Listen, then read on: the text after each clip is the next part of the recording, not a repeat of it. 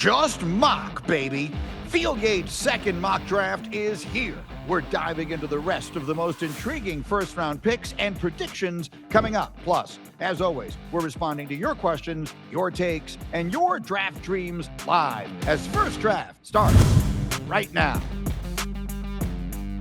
Hi again, everybody. Welcome back to First Draft. Again, we're here with you every week, Thursday afternoons, and starting in the new year, we will be coming your way twice a week, Mondays and Thursdays. We are live on the NFL on ESPN YouTube channel and wherever you get your podcasts. They are the legends, Mel Kiper Jr. and Field Yates. A reminder that Mel's big board is available now on ESPN.com. It's updated every Friday, and Young Fielding, as Mel calls him, and I really like it, his top 25 big board is also available. I love it. For those of you who were not with us last week, we did the top 10 picks of Field's first mock of the postseason. It's technically mock 2.0, but it's the first since any games have been played. Yes, correct.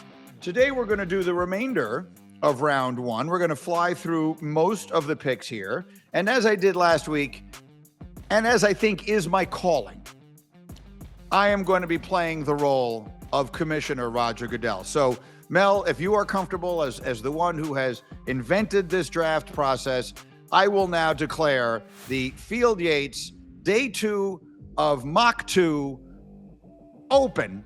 So it is my pleasure to declare the mock draft officially open. The pick is in. With the 11th pick, the Cincinnati Bengals are now on the clock. Mel, we've seen all the things that have happened. We know the players who are off the board. Let me remind everyone who was not with us last week. Shedeur Sanders, Cam Ward, Travis Hunter, Abdul Carter, and Kelvin Banks Jr. were the top 5 picks, followed by Mason Graham, Tataroa McMillan, T-Mac, the wide receiver, Will Johnson, Will Campbell, and Michael Williams. Those were the 10 picks that Field has at the top and that we covered last week. Mel, in your opinion, who's the best available player still on the board before Field gives us pick number 11? I am just looking down at my top 25 big board, and I can tell you it would be at number 6, Ashton, Jeanty, running back from Boise State. Malachi Stark, safety from Georgia, is at 9. So that's Jeanty at 6. Starks at 9 would be the 2 highest rated players not yet taken in this mock draft by Field. All right, Young Fielding, that's his way of criticizing your picks. That was a very subtly, nicely played way, Mel, of criticizing it. Here we go. The pick is in. With the 11th pick in the 2025 NFL Mock Draft 2.0, the Cincinnati Bengals select James Pearce Jr., edge rusher, Tennessee. Field, what's your thinking? Well, let's talk about this player first, Greeny, before diving into the team fit. James Pearce Jr. entered this college football season as a player that I thought could end up being in the conversation for one of the first 3 picks in this upcoming draft. He has all the tools to become a very, very productive pass rusher at the NFL level. 6'4".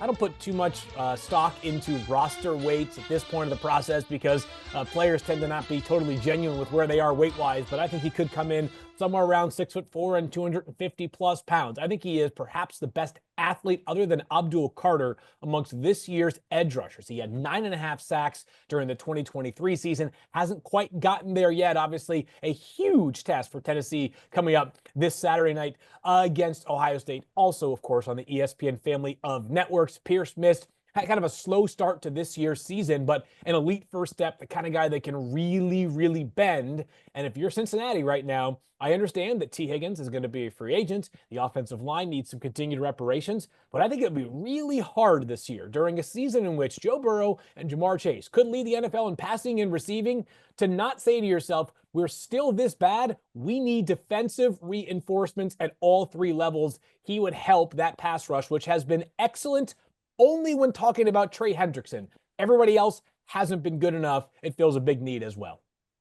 Yeah, I agree. Cincinnati's defense is horrible at every level. I mean, defensive line, linebacker, secondary, they've had all kinds of trouble. And they got a heck of a defensive coordinator. So you need better personnel. That defensive coordinator has always done a great job when you give him that talent base that you need. To me, when you look at where James Pearce Jr. was, and you mentioned it, Field, he wasn't just highly rated. He was considered maybe a number 1 pick in this draft because he was coming off a year with 15 tackles for loss and 10 sacks. And he was a guy, if he improved on that, you would be talking about a guy way up there. His numbers were down a little bit. You mentioned he did come on, but he was neutralized some in games where you didn't want to see that in college. And you want to see him now against Ohio State, a team that has been decimated up front. Left tackle Josh Simmons, center Seth McLaughlin out. Yep. This Michigan defensive front was a problem because you knew that would be an issue against that Ohio State offensive line. It was shifting Donovan Jackson left tackle, new guard, center, everything's kind of new.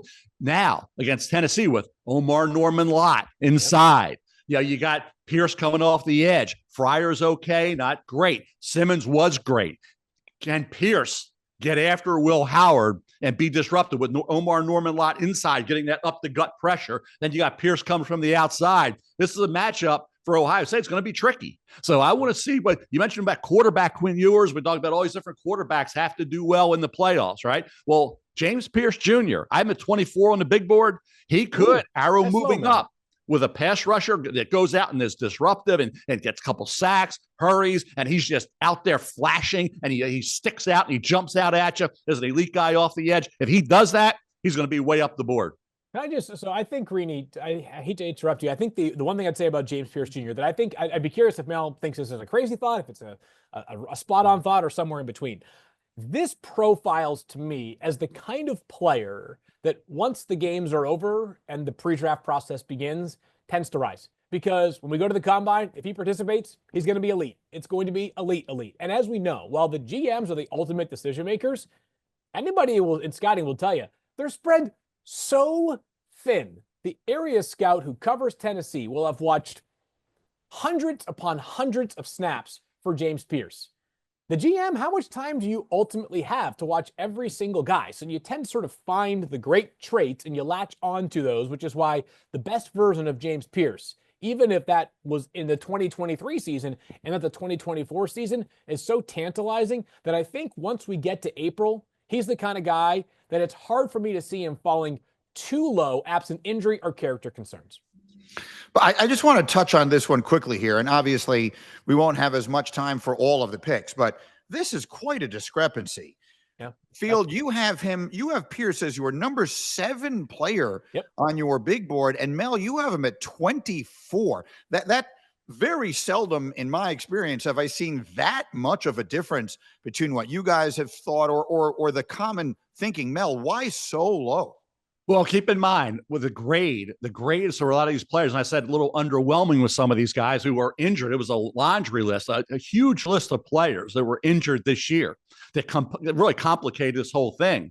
Then we have to see who comes out, who stays. Okay, some guys go into the portal. They don't just come out. They don't just stay. They go into the portal. So when it all shakes down, the difference between 24 and 17, 15 isn't much. So top 10, if you move a guy, if I take a guy from a 9.3 to a 9.5 on my ratings board, he's going to jump up significantly. So when you talk about what you can do here, and Field mentioned coaches in the NFL, coaches, I think, will be watching these playoff games. I mean, they'll be watching. They're not going to be stunned, but they're going to turn in on Indiana and Notre Dame on Friday night. They got a little. These are playoff games. These aren't bowl games that don't matter. These are playoff games. So when you see James Pearce Jr., who, as I said, could have been maybe the number 1 pick. And why am I? Because I didn't. I'm always one. I don't think it's an overreaction, guys. When you expect domination, and when I say domination in college, I don't care if you're chipped or not off the edge. You should be taking over games. Keep in mind, T.J. Watt had a heck of a career at Wisconsin, right? He had a few injuries here and there, but he was a 30th pick in the draft. He went 30th. He didn't go top 5. Okay, so sometimes guys slip through the cracks a little bit, especially when you expect the year to be improved upon. What we saw in 2023 wasn't in 2024. Numbers were down. Let's see what he does here. This will, I think, allow him to jump up to kind of where Field has him or be right where I have him. So I'm more of a show me type of scout. I want to see, show me what we saw in 2023. I saw it on occasion in 2024. In some games, I was the word is disappointed. So I think these 1, 2, maybe 3 games are going to be critical for James Pearce Jr. because he's going to have an edge in terms of his ability against that tackle for Ohio State. With Josh Simmons not there, this is a game that Tennessee And they're going to have inside pressure coming, as I said, with Omar Norman Lott, and they got other guys can get after it as well. This is a game where there's no excuses. You should be able to get after Will Howard, and you should make life miserable for Will Howard in this game. And if he does, and he gets into game two, say they spring the upset and he gets into another game, yes, he could rise. And even if they don't win this game, but he's the difference maker, he will rise up. If he's neutralized, then all of a sudden you say, okay, against mediocre tackles. Donovan Jackson's moved out the left tackle from guard. He's done a heck of a job, but he's a guard. So Fryer's okay, not great. So to me, this is his game. This is James Pearce Jr.'s game to really show that I'm where young Fielding is, or maybe where Kiper thought I was. This is huge for him. All right, so we will see where we get to with that. Now, all of the buzz is going to be going. It is going to be a madhouse in Green Bay, Wisconsin, if we get to this point where the Dallas Cowboys are on the clock and Ashton Jeanty is sitting there. And Louis Riddick and Booger McFarland are both going to be looking at you, and so am I, Mel. And I've got tweets here, Ranger Walker, Texas tweets. As a Cowboys fan, I don't want to see them take a running back in the first round when you can get a productive back or two later. Any chance they take an offensive lineman? Yes. At Dallas, James tweets, could you see Dallas trading down to take Jeanty or picking another position in the first and a different running back in the second, following Mel's never take a running back in the first round philosophy? Yeah. This is going to be one of the big pressure points of the draft. And then I'm going to say, guys, the pick is in. And in the case of today's mock draft, for Field Yates, with the 12th pick in this mock, the Dallas Cowboys select Ashton Jeanty, running back, Boise State. Young Fielding, you have upset. You have gone against Mel's first rule of drafting. Why? Because he's the sixth player on Mel's board. He's not that far behind on my board, Greeny. Let me just say this. Whether I would do it does not necessarily align with how the mock draft is going to end up shaking out for each iteration that we see between now and April. Let me start here. Every year, and I think Brock Bowers is the appropriate player to use from last year's class to this year's class with Ashton Jeanty. Brock Bowers was too good of a player to imagine him falling much further than I thought he was a top 15 lock. Now, he got all the way to 13, Greeny. All the way to 13, which, in retrospect, might have been a mistake. Time will tell further, but the guy looks like he's, arguably the best tight end in the NFL already. The reason I bring that up is it wasn't that the Raiders had a significant need at tight end. They drafted Michael Mayer from Notre Dame the year before, 36th overall, one of the highest drafted tight ends in the past few years. It's that some guys transcend your need and are just such good values or such good prospects that you end up taking them. Do the Cowboys have bigger needs outside of running back? They do. Has Rico Dowdle been really good for about a month plus now? Yes, he has. He'll be a free agent, by the way. But Dallas envisions getting back on track in a hurry. They do not plan to be the subject of get up every single morning for the wrong reasons next season, all right? They want you guys talking about them because here we are. We look like the team that Jerry Jones always claims we are. How to get back on track in a hurry? You find instant impact players. Ashton Jeanty will have the best odds over at ESPN Bet. Boost those, baby. He will have the best odds to be the offensive rookie of the year going into next season. Yeah, this is going to be a fun pick because they have a ton of needs. And talk about the defensive front, edge, inside, corner, wide receiver, offensive tackle, way up there. So Dallas could say, okay, I had 35 running backs. I still do, 35 running backs with draftable grades. Fielding, you had some even right around that number, maybe a little higher. So I think when you look at, what was your number, Field? It's right around there. I probably am. Right. Some of those names. I'll give you some. Kyle Monangai, Rutgers. Right. Damian Martinez, Miami of Florida. Devin Neal, Kansas. RJ Harvey, UCF. Jonah Coleman, Washington. Ollie Gordon II, off a year where he didn't have the numbers, but the offensive line struggled. He could slip through the cracks. I mean, Aaron Jones was a 5th-round draft pick.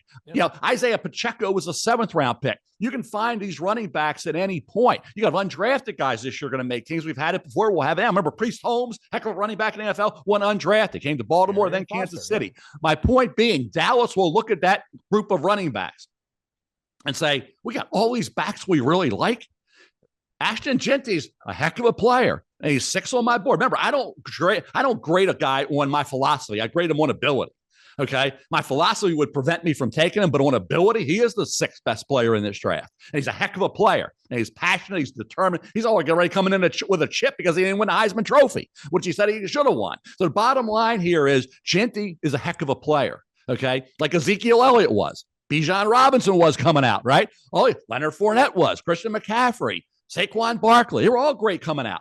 But in terms of the depth at running back, the needs that this team has, other than running back, what do they do? Because if you look around the NFL right now, most teams have a stable. Most teams have 1, 2. They don't have a big need at running back.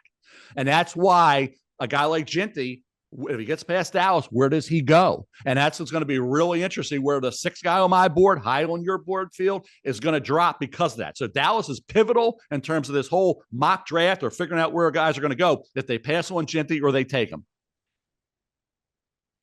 So that's a fascinating one to watch, and it will be the talk of the draft. I completely agree. There's a handful of players that I think will clearly define this draft. Ashton, Jeanty on the short list. Obviously, Shedeur Sanders and Cam Ward and Travis Hunter are the leading candidates to define it. I would argue player 4 right now is Ashton Jeanty. Fascinating. And because of the position he plays, very unlikely to go that high. So this will clearly be one of the big talking points going all the way to the draft. Now, as I mentioned, we don't have time to do all 32 of the first-round picks. So let me quickly mention that was number 12. At 13, Field had Malachi Starks being drafted. At number 14, Field has Derek Harmon being drafted. That way, Mel, you can cross them off your list. And that brings us to the San Francisco 49ers, who are on the clock. Oh, and just that quickly, the pick is in. They're coming fast and furious, Mel. With the 15th pick in Field's mock draft, the San Francisco 49ers select Walter Nolen, defensive tackle, Ole Miss. Talk to me, Field. This is a player who can be as good as he wants to be, Greeny. This is a highly, highly touted recruit who began his college career at Texas A&M and ends up finishing it at Ole Miss. Get used to that, by the way, when we're describing prospects. Started here, finished there, with a stop here in between. But Walter Nolen Jr. is as disruptive of any defensive tackle in this class, not named Mason Graham. That's how special of a pass rusher he can be. He has incredible physicality and power and the ability to fight through traffic in the interior of an opposing offensive line. Now, the sack production is not bad. This is not a guy who's got, 1 sack to his name this season. But I think it's important for us to remember that that's just part of the story. The disruption, the pocket disruption, moving quarterbacks off their spot, creating space for other players to clean up with sacks. It's all there for Walter Nolen. The question is it there consistently enough? You got to put him in the right infrastructure, the right system, the right locker room. San Francisco, as we know, we saw this just last week. One player acted out of line, the entire team reacted the exact same way. This is a team that is serious about its business. And by the way, the San Francisco 49ers need some defensive tackle reinforcements. Javon Hargrave is on injured reserve. He has missed much of this year, also in his 30s. It is time for San Francisco to pad that pipeline of defensive tackle. What did Tom Brady always say and other quarterbacks say bothers him the most? It's the interior pressure. Right up the middle. Yep. Exactly. It's the interior pressure. And this year's draft, we talk about running backs being so strong and so deep. Defensive tackle, Field, I had a tough time staying it. I mean, I've always in the past had 10A, 10B, 10C, 10D, and it got ridiculous because then I'd leave some guys out that were close. So how'd you mention 20 defensive tackles, but you didn't have this guy. So I cut it off at 10. I didn't go nuts with that. I said I stuck to my 10. It was hard though because there's a lot of guys I left out. Defensive tackle was loaded this year. I'll give you some names we haven't talked a lot about yet that are going to be really good players and probably go second round. I'll get the Fieldings mock in a second because I think one guy maybe you left out. I don't know. We'll find out at the end, but I'm going to get to this guy down the road. But Ty Robinson, Nebraska. Yep. Alfred Collins, Texas. TJ Sanders, heck of an athlete out of South Carolina. Darrell Jackson Jr. has bounced around, didn't have great production, but he's an LT peer. Boy, he looks the part. Darrell Jackson Jr. from Florida State, Omar Norman Lott, Tennessee, already mentioned, and Tyleik Williams from Ohio State, and a host of others. Defensive tackle, because of that, what do you do with a Walter Nolen? I've been 15 on the big board. I think you have him going 15, Field. Yep. So again, there's a lot of those guys. What do you do? If you like a guy, say, we can get this guy in the second round because there's going to be guys that are going to slip through. Can you work that a little bit and go for a position that really has a big drop-off after the first 4 or 5 guys where defensive tackle is a lot deeper? How do you play that out? Do you take a roll the dice on a defensive tackle like a Walter Nolen in the middle of the first round who, hey, when he's out there and he's at his best, you can move him around. He's scheme versatile. Talk about how he was coming out of high school. He was number one on the board for a lot of people coming out of high school. Yep, number one player in the entire nation. Yeah. So Walter Nolen Jr. had a really good year. He's a heck of a talent. But there are other guys that you can get in the second round. So it's going to be really interesting to see how teams work that whole situation at defensive tackle. Last thing I'll say on Nolen is that this is something I talk about with scouts and people and personnel all over the NFL frequently, is that when you're kind of breaking ties between defensive tackles, guys that impact behind the line of scrimmage, right? Tackles for loss, sacks. Now, you might every once in a while be the guy who plays the wrong gap and a big run gashes you a little bit. But sacks, TFLs, disruption, that creates money in the NFL, creates opportunities for guys to be drafted higher. Walter Nolen, of all the defensive tackles that Mel just listed, and there are even more, the most consistent disruptor behind the line of scrimmage, which is why I think he ends up in the first round. Okay, and so on we go through Fields mock draft 2.0. Again, we don't have time to dissect every single pick, so I will just tell you at 16, Field has Jalen Walker being drafted at number 17, Shamar Stewart being drafted. That brings us to the Rams at number 18. And with the 18th pick in Fields mock draft 2.0, the Rams select Josh Simmons, offensive tackle, Ohio State. So, Field, give us the thinking. Gosh, this is one of the hardest picks in the entire mock, Greeny. If Josh Simmons were healthy right now, I think he's going as high as pick 5 or 8. That's how talented he is, and that's how special the tape was early on in the season. If we just did the keep it simple test, keep it simple and watch this guy, does he do his job highly at an effective level? The answer is yes. He's got a patella injury or a knee injury. It's significant now, and his agent recently did tell Adam Schefter that he is recovering. He expects him to be a high first-round pick. He expects Josh Simmons to be ready for the start of training camp. You know, I'm not a doctor, right? And I'm going to take Drew Rosenhaus at his word. He's one of the best in the business for many, many reasons. But there is risk involved in taking a player who, when you draft him, is going to spend the first portion of his time with you doing physical therapy as opposed to doing football drills. So what I was doing when I was looking throughout the first round was I wanted to find a team, that had the ability to be a little bit patient on somebody like Josh Simmons. And the Rams, I think, fall into that bucket of teams because while Rob Havenstein, their longtime right tackle, does not have any guaranteed money in his contract past this year, he's still under contract for one more year. Been around for a long time, a steady veteran who, if you need one more year out of Rob Havenstein, you can get it. If you need one more year out of your various options that have played left tackle this year, Alec Jackson, Joseph Noteboom, there are options there. The Rams can afford to be a bit more patient here. And while Simmons, I believe, is a long-term left tackle in the NFL, worth noting, he played right tackle at San Diego State for a portion of his career prior to transferring to Ohio State. He's got guard experience as well. So he fits everywhere when healthy, but when he's healthy is a major question mark, Mel. Yeah, October 12th, that injury occurred. It was a shame because he was playing great football. He could have been, the number one offensive tackle in this draft. Yes. He could have been right up there at 1 or 1A and been a top 5 to top 10 pick. I have him right now 17 on the big board. And I kind of said, okay, well, am I okay redshirt and medical redshirt? Because you don't know, when will he be playing this year? When will you be able to put Josh Simmons out there at left tackle? We don't know that. So I'll take a chance. In a draft like this, I'd rather take a left tackle who I have to wait a while for to get to 100% than take a player that I don't believe in as much as I do this player. Because when he was healthy, he was outstanding. He was neutralizing everybody. He didn't let anybody get near the quarterback. So for me, Josh, and there's a number of these guys. This is a very unique draft. We have never in my history had as many players who had high grades in August have either injuries that put them down for the year or injuries that prevented them from playing in more than 5, 6, 7 games. So we've had a ton of guys. I mean, I go 2 sheets deep on players that had significant injuries this year. And he's one of them, one of the top guys. 3 to 4 had first-round grades. So there's a lot of decisions that are going to have to be made about, do we take this guy?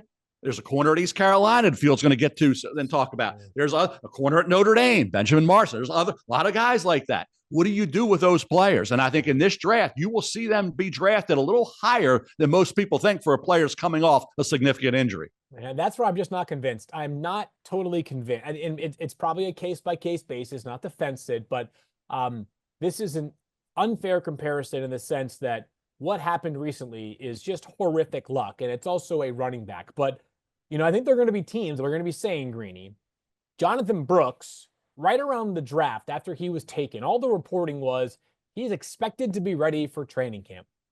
We didn't see Jonathan Brooks until like week 11. Now, maybe Carolina said we are going to intentionally slow play this because of the fact that he is a second-round pick, not a first-round pick, and more money tied up to him, and Chuba Hubbard's playing well. But I just wonder if some teams are going to say, it's just really hard when you have so few chances to acquire a player who's not just a premium player, but a guy that can play right away, which is where you typically categorize first-round players. If they end up taking a guy who might need some rehab time, it's going to be one of the more interesting dynamics going into the draft, and probably, truth be told, will be very much team by team dependent. I'll say this, Gritty, real quick. I'll just say this, and I go way back on this one to a former USC offensive tackle to play with the Cincinnati Bengals and was a Hall of Famer, Anthony Munoz. Anthony Munoz had injuries at USC. It was a question about durability. Never got in the NFL, never got hurt. So sometimes guys that had never had injuries get hurt. Some guys that had injuries stay healthy. So, guys, you think, oh, boy, he's so durable. And all of a sudden, boom. Unfortunately, football is a game of that. So I think with Munoz, left tackle, great career in the National Football League, but had injury issues at USC. You hope that Josh Simmons, who just had that one significant injury, can come back. That Todd Gurley, I remember Georgia had that injury. He was drafted, I think, with 12th overall, somewhere that area of the first round, coming off a significant injury. So unfortunately, Jonathan Brooks hurt again, but that's football. But I think in terms of Josh Simmons and those others, I think it's going to be really interesting what medical staff says, okay, I'll give you a green light. Take him because he'll be ready here, or even if we have to medically redshirt him for a year, the organization would be okay with that just because we're getting great value. We're getting a guy could go 5 to 10. We're getting him at 23. We're getting him at 28. If you get that type of situation occurring, I think those kids are going to go. You should know that I still have PTSD over Anthony Munoz. Anthony Munoz, who he is in the conversation. Yeah. To be the greatest offensive lineman in NFL history, right? I mean, he's right up there. Mel, this, I think, even predates your time doing the draft. He went number 3. The first pick that year was a great running back, Billy Sims, out of Oklahoma. I was doing it then, Greeny. I was around then. It was like 1980, wasn't it? 1980. So what did you say when the Jets took Johnny Lamb Jones, number 2, a track star, who my greatest recollection of him was that every time the ball was thrown to him low, he would jump. What exactly is it that you said when the Jets took him and left Anthony Munoz on the board to go number 3 to Cincinnati? It was all about the one thing, Green. Then you go individual picks. You say, okay, remember Johnny Ham, Johnny Lamb, and Johnny Jam? Yeah. They had them all at Texas, right? And he could fly. And that was in the days where, it was just rare to see that kind of speed of what he brought to an offense and the versatility that we're in with jet sweeps, all kind of different ways. Get him the football. He can outrace anybody. It wasn't a surprise. I think Munoz, people said, that's why there's a durability concern there. And that's why, even though we turned out to be, as you said, one of the greatest ever and had an unbelievable career in Cincinnati, people would say, boy, that's a risky pick. That was considered a risky pick because prior injury. Josh Simmons, that's a little risky coming off that injury. So that's why I brought that up, because sometimes player can have injuries, and Anthony Munoz had injuries, not one, but injuries, and he never had a problem. And some guys have no problems and then have an issue. So I think it's going to be a case where, like I said, and it's not just, I just wrote down here, Benjamin Morrison, cornerback. No, Michael Williams had the ankle, came back. Rebel Jr., ACL in practice September 18th. Kevin Winston, safety, Penn State. Max Hairston, shoulder injury, missed 5 games at Kentucky. Torrey Horton, knee at Colorado State. Trey Harris had injury issues at Ole Miss this year. Missed some games. Bottom line is, I can go on and on. This was a year of injury, unfortunately, for college football players that were in the first and second round going into the season in the NFL draft.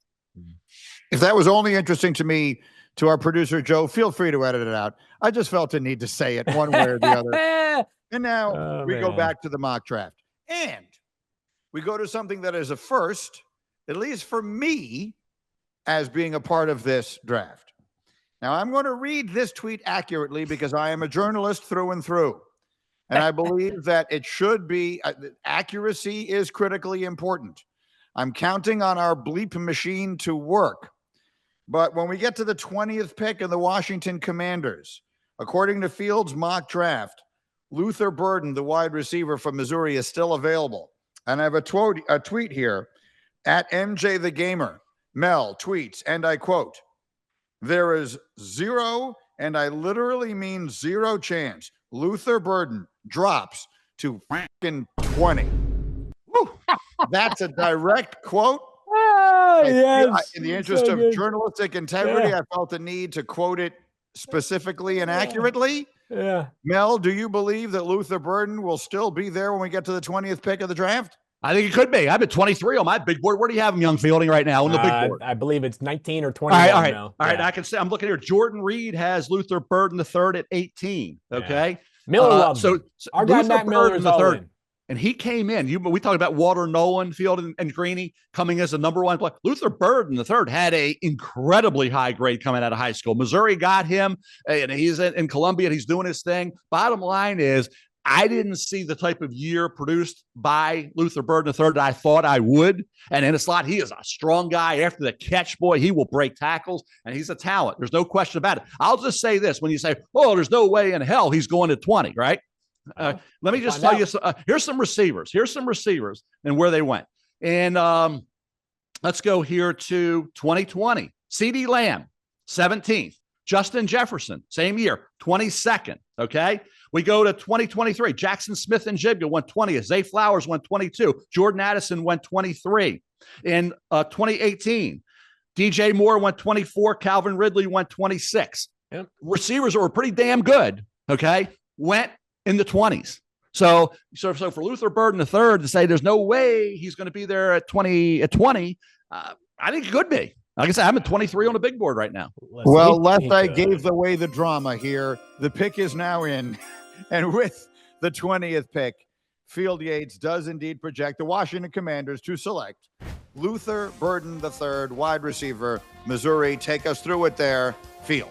Greeny, if the draft was held last year, he wouldn't go 20th. He'd go probably, 10th or 12th, right? Obviously, that great class of wide receivers last year might have pushed him down just a little bit, but we were probably talking about him at least close to, not right there, but close to where we were with the top three receivers on last year's big board. But let's just talk about what has happened this year. You can tell me the issue is the quarterback play. You can tell me the issue is the team who just was not good this year like they were last year. But he is 113th in the FBS in receiving yards. He averaged over 14 yards per catch last year.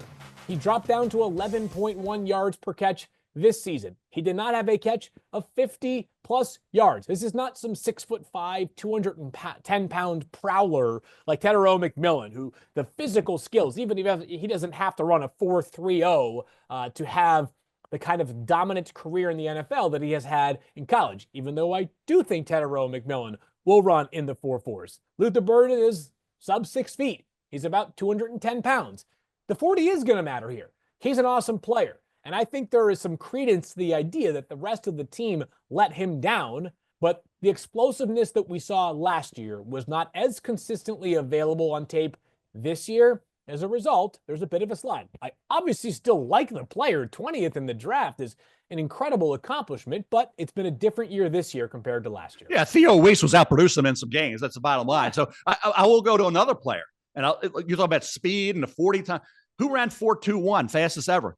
Xavier Worthy. Yep. Love the kid. Happens. Yeah. He went 28th. Right. And he's been a key guy for Kansas City. They use him in a lot of different ways. So I bet where Johnny Lamb Jones went second, right, because he could fly. Yep. Xavier Worthy from Texas, who was productive and a dynamic player, ran 4.21, went 28th to the Kansas City Chiefs. So, again, these wide receivers have slipped a little bit in the draft. And I gave all those examples, Worthy being another one at 28 this past year. All right, down we go to 28. That's the next stop that we will make on our mock draft here. The Eagles are projected to be on the clock. At Eagles Fan in Sync tweets, the Eagles are not drafting an offensive tackle in the first round. They will go defensive line. Okay. I don't know if that's Howie Roseman's burner account. I'm not sure how it is. This person seems so certain of anything, but the pick is in, and Field Yates doesn't agree. With the 28th pick in Field's mock draft, the Eagles select Cameron Williams, offensive tackle, Texas. Yeah, and this is a bit of a reach on my board, Greeny. This is a player that I'm having a hard time getting fully on board with myself. That being said, I also know how the NFL draft works, and I'm sure Mel will have thoughts that are somewhat in line with this, is that you have a player who is this huge. I don't mean big, huge, with enough athleticism, playing in high leverage games with some really high quality snaps. It's not like when you watch Texas on Saturdays that you say to yourself, the reason why they are struggling on a particular play is because big number 56 just can't get the job done. There are enough really good snaps. For a guy this huge and this powerful at this important a position, I would not be surprised if he ends up in round 1. And you can't tell me the Eagles won't draft a certain position because they don't need it right now. When has Philadelphia felt beholden to drafting for need? They are always looking multiple years down the road. And hey, by the way, who's 34 years old? The right tackle, Lane Johnson. So this is a bit of a look-ahead pick, and if there is an offensive line coach that you trust to develop an offensive lineman who is raw like Cameron Williams is, Jeff Stoutland, right there on the short list that you would trust as much as basically anybody in the league to do so. Yeah, we talked about, guys, we've talked about players at quarterback needing to go back and play more college football. If you're Cameron Williams, you're going back to Texas. You need another year. I'm not sure he is, but yeah. Well, hey, mistakes are made. Yep. Okay, mistakes are made. You get another year at Texas, and you basically work on technique, work on consistency, eliminate all the penalties, okay, and all the mistakes. And you you have a clean games and a clean year overall in terms of not making those mistakes and having those penalties. Because in the NFL, we see it all over the place. Look what Tennessee's done. They got penalty after penalty. They're behind the sticks all the time. Numerous teams. You get these quarterbacks behind the sticks, good luck. And you can't be in those situations in the NFL. And we see it time and again. Cameron Williams needs another year. And I hope he takes it, because if he does, we won't be talking about, I don't even have him in the top 25 right now, Field. If I'm advising Cameron Williams, there's no question. You go back to Texas. Sark's going to have great players. You're going to have a chance to win a national title again next year like you have this year. Go back and play more football. To the Eagles, they need edge. They always like edge. They need edge. Wide receiver. I mean, there's some areas of concern there. I'll give you a couple of names. There's a kid at BC I mentioned, Ezraku, right? I know you got a guy you had a guy in the first round, Mike Green out of Marshall, right? Mike Green, formerly of Virginia, heck of a player, had an unbelievable year, led the nation in sacks. Mike Green, Ezraku, whether you want an edge, okay? I'll give you a receiver I like in the second round. Jalen Royals out of Utah State. Guy. Yeah. Really good player. Loved him all year. He missed the last X amount of games, but he had up until then, he was outstanding, and he had 15 touchdowns in 2023. So to me, that's why that second, third round is going to be so strong. If they do go your route, Field, believe me, edge and wide receiver, the Eagles will address at some point early on. And for the purposes of this exercise, I should point out that Field already has Mike Green going off the board at 25. Mel, to your Baltimore. Love him here in Baltimore. Yeah. I have time to sneak in one more pick here. With the 29th pick in the draft, Field Yates projects the Buffalo Bills to select Emeka Egbuka, the wide receiver from Ohio State. And here's the question I think people will ask. Ohio State has become WRU. I used that on the draft last year. I will use it again. The wide receivers that have come out of Ohio State over the last, call it, half dozen years is as impressive as any position group from any school. So when you start putting him into that context, Field, I think the fans will say, where does he sort of rank amongst those guys? Yeah, this is not a Garrett Wilson or a Marvin Harrison Jr. level prospect, but this is a heck of a football player. Matter of fact, I think he's become underrated in this year's draft class.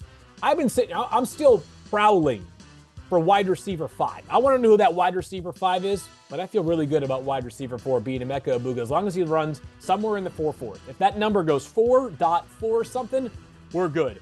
You want clutch? You want consistent? You want dependable? You want a route runner? You want a guy who blocks his tail off? All of those things apply to Emeka Egbuka. Now, is he going to blaze? Is he going to stretch the field vertically a ton? No, he is not. There are probably people also saying, I've watched the Bills give up 40-plus points in back-to-back weeks. Can he play cornerback as well? He cannot. This is not Travis Hunter 2.0. That being said, Amari Cooper, going to be a free agent after this season. We'll see whether Curtis Samuel is still around for Buffalo beyond this year. But a wide receiver trio that consists of Khalil Shakir and Keon Coleman and Emeka, not a bad starting point for Josh Allen going into the 2025 season. Yeah, Jalen Royals is my wide receiver 5. Jalen Royals, Utah State. Emeka Egbuka is number 4. Field. I think you look at that route running, the blocking, the unselfish way that Emeka Egbuka has always performed and done his job. Very rarely has a drop. He's a consistent player, team guy all the way. But defense for Buffalo, I would be really surprised the way this defense has given up points. When you look at edge, you look at defensive tackle, you look at linebacker, secondary, corner, safety. If they don't find a defensive player that's attractive at that point, drafted Keon Coleman last year. Remember, they passed on Worthy, moved down and took Keon Coleman. He had the big catch this past week as well. They had put up tons of yards. Josh Allen's been unbelievable. But I think defense is where I think I can see Buffalo going with that early pick and that late first round pick. They hope it's 32, and it very well could be. But I think the Buffalo Bills defense is screaming, we need some help here. Okay, and so to wrap it up, I have one question for each of you. Mel, you told our producer, Joey G, that you were surprised by 2 omissions. There were 2 players you were surprised were not first-rounders. Who were those players? Well, I'll go right to my big board, and that's what I go by. I have right now Kenneth Grant at 19, defensive tackle, Michigan. Jihad Campbell, off-ball linebacker, Alabama, right behind him at 20. I think Grant, to me, and of all those defensive tackles, he's one of the guys who is super talented. He's got great character. There's been some games where he's been with next to Mason Graham equally as effective or a little better. Some games where he wasn't to that level. The consistency this year, at times where I want to see disruption on a regular basis, didn't always see that. His stats are okay, nothing special, but he's a heck of a football player. And I love the way he competes. I think he's a guy who will wear you out because he's going to come hard all the time. If you take a snap off, Kenneth Grant will get you. The talent's there. I like him. Jihad Campbell led this team in tackles. He had 30 more tackles than their number 2 guy. Led him in sacks, led him in forced fumbles. He's all over the field making plays in coverage, behind the line of scrimmage. He breaks down in space to make tackles. Heck of a football player. This football team, this program's had a history of producing really good linebackers overall, even off ball. Remember C.J. Mosley and others. So I think Jihad Campbell, off ball linebacker, Alabama, and Kenneth Grant, defensive tackle, Michigan, Young Fielding were the 2 guys I don't believe you had in round 1 mock that I probably would have. Yeah, and I think that those guys both are the kind of players that if they do make it into round 1, we're talking about 23 and on, right? I don't think these are like top 15 picks. So I don't think, I don't want to put words into your mouth. Both really good players. But as we know, the shuffling of the board is much easier to do from, let's call it pick 25 to 45 than it is 1 to 20, whereas we sort of feel like those first 20 picks are a bit more predictable in terms of not the order, but the names of the players. Yeah, Patrick Queen. I'm just like Baltimore took Patrick Queen now with the Steelers. Patrick Queen out of LSU went 28th. So to Field's point, yes, Jihad Campbell, because, hey, off-ball linebackers aren't going to be prioritized in this game right now. They're just not. So some really good players at that off-ball linebacker spot, like a Jihad Campbell, will slide down a little further. Like I said, he's 20th on my board. He could go late 1, early 2, but I just say, boy, as a true baller who's versatile and fits the way you need an off-ball linebacker to play in this day and age of the NFL, he would be one of my guys that I'd look at somewhere in that late first-round area.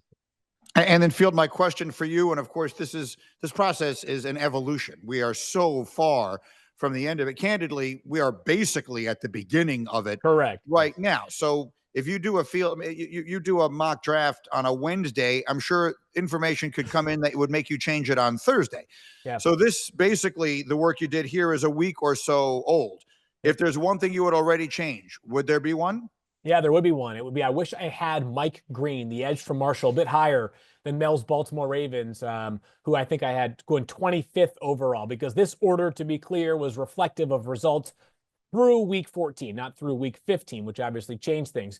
But Mike Green from Marshall, who Mel mentioned, led the FBS in sacks this year with 18.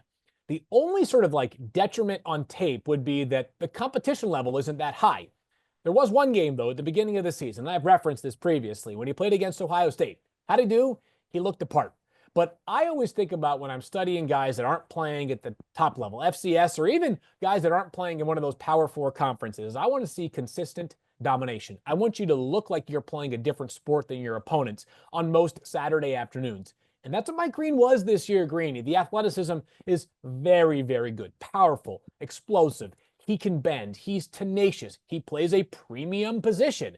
Yes, this is a very good edge clash, but if you told me, push comes to shove, Mike Green ends up somewhere between pick 15 and 18 would not be stunned in the NFL draft. Speed to power. I mean, speed to power. And I'll tell you what, we talk about improvement. That's why I always say go back. If you haven't had that great year, go back. Well, Mike Green, 2 years ago, let me give you, he went from 9 tackles for loss and 4.5 sacks to 23 tackles for loss and 17, 18 sacks, 1 forced fumble to 3. That is incredible improvement in terms of overall production, which you have to have when you're at Marshall coming off the edge. Mike Green had that. You mentioned in the Ohio State game, he had a sack in that game. They knew. They had Simmons in that game with Fryer. Their offensive line was intact in that game, by the way, and they knew going in. Green ain't beating us, okay? They knew that. So a sack in that game. So, yes, the production was off the charts. I love to see him here in Baltimore. Like I said, who knows if he'll be there. Still too early, but Mike Green's one of those players people haven't talked about enough out of Marshall, who's a heck of a football player. Just a shame that Marshall had to opt out. A lot of their kids are going out of Southern Miss with their heck of a coach in Charles Huff. Just a shame with college football. We got Bo Prabula not being able to play at Penn State. Hey, we could have another hour on this nonsense that we're dealing with in college football right now. Oh, man, what a landscape we are in. That is a conversation we actually can, should, and will have in the new year. Quick programming note, or two of them. One, the countdown is on for Mel's first mock draft of the postseason. I got the dates here, Greeny. Give me the dates. Breaking news here. I just gave Drew Gallagher let me know all this. And Fielding, I got some information for you too, pal. I'll be there. Yeah, my first mock 1.0 will be Wednesday, January 22nd. Unlike young Fielding, want to wait and see who's in this draft, okay, and let it play out and then see what we're dealing with in terms of name. Are they in a portal? Are they over here? Are they there? Where are they? I want to know. January 22nd, Fielding will have his mock 6.0, whatever it is now. Coming out. I don't know how many you've done up till then. The next mock for Field will be on Tuesday, February 11th. So Tuesday, February 11th, I have Field as a special there, and mine is on Wednesday, January 22nd. Yeah, I got to make my barber appointments right now to make sure the hair's looking good for Kiper's big mock draft. So those are those programming notes. And then another one here is that we will be off next week for the Christmas holiday. We wish everyone a very safe, healthy, happy, Merry Christmas and happy holidays with your families. Please enjoy. And we will be back in the new year. Our next episode will drop on January 2nd. So we'll be right after those quarterfinal games in college football. We'll have so much to dissect. So that's when we will see you again. Once again, have a wonderful holiday. Thank you, everybody, for being with us. Don't forget, you can like and subscribe to the podcast and tune in every Thursday during the season for full NFL draft analysis. And starting next year, we will start up twice a week. And as always, your questions using the hashtag #FirstDraft for a chance to get your answers live right here on the program. For Mel and for Field, I am Greeny. Merry Christmas, Happy New Year, and we'll see you in 2025. Merry Christmas, everybody.